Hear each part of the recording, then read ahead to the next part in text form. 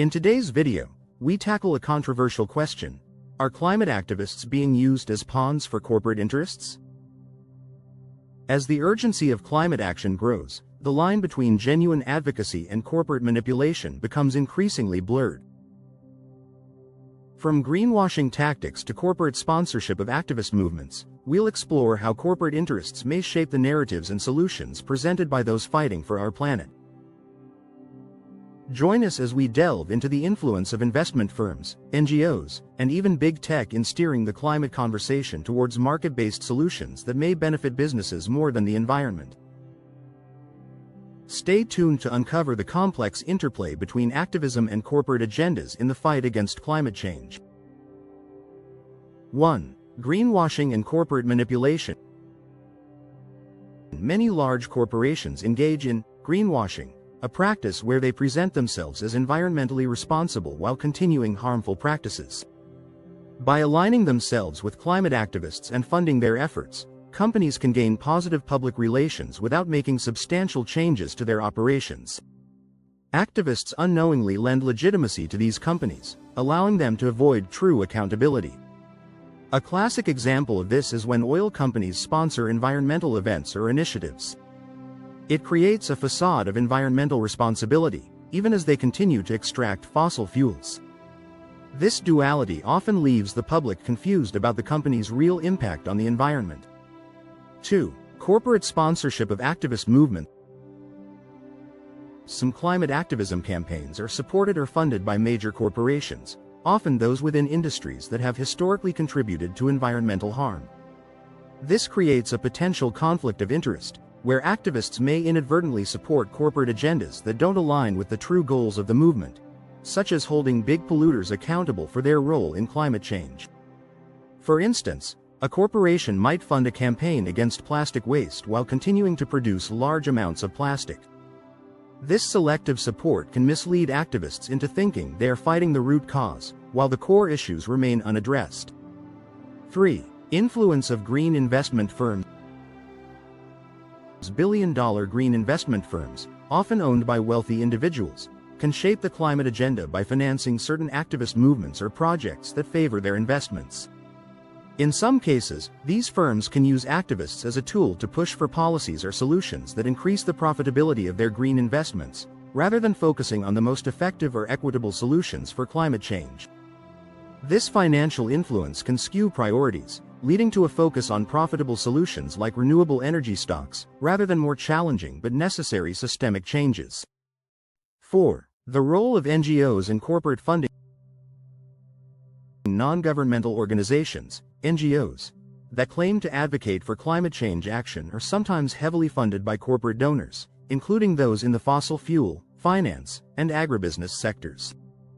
As these organizations rely on donations, they can be pressured to align their messaging with the interests of their corporate backers, which may not always reflect the priorities of grassroots activists. This funding dynamic can lead to a dilution of the organization's original mission, causing them to focus on less controversial or more market-friendly solutions, rather than challenging the status quo. 5. The focus on market-based solutions. Many activist campaigns call for market-based solutions to climate change, such as carbon pricing, carbon credit markets, and emission trading systems. While these initiatives may sound effective, they are also highly lucrative for the financial institutions and corporations that stand to profit from them. This creates a situation where activists, driven by a desire for meaningful climate action, may be inadvertently pushing for solutions that benefit corporate interests rather than tackling the root causes of the climate crisis. The complexity of these market systems can also make it difficult for the average person to understand who truly benefits from these schemes. 6. Big tech's influence on climate policy. Technology giants like Google, Microsoft, and Amazon have increasingly positioned themselves as leaders in the fight against climate change, committing to carbon neutrality and sustainable practices. However, some activists argue that these companies are using their green pledges to distract from their ongoing contributions to environmental harm and exploitation. By pushing the idea of tech-driven solutions to climate change, these companies gain influence over the conversation, often sidelining more systemic critiques of their business models. This influence can overshadow grassroots efforts that focus on reducing consumption and changing societal norms. 7. Pressure on activists to promote corporate solutions. In some instances, climate activists may find themselves pressured by corporate interests to advocate for specific solutions that align with corporate strategies. For example, renewable energy companies may encourage activists to push for policies that favor their technologies or products, such as solar panels or wind turbines, even if these solutions do not address the full scope of environmental challenges or may have their own negative environmental impacts.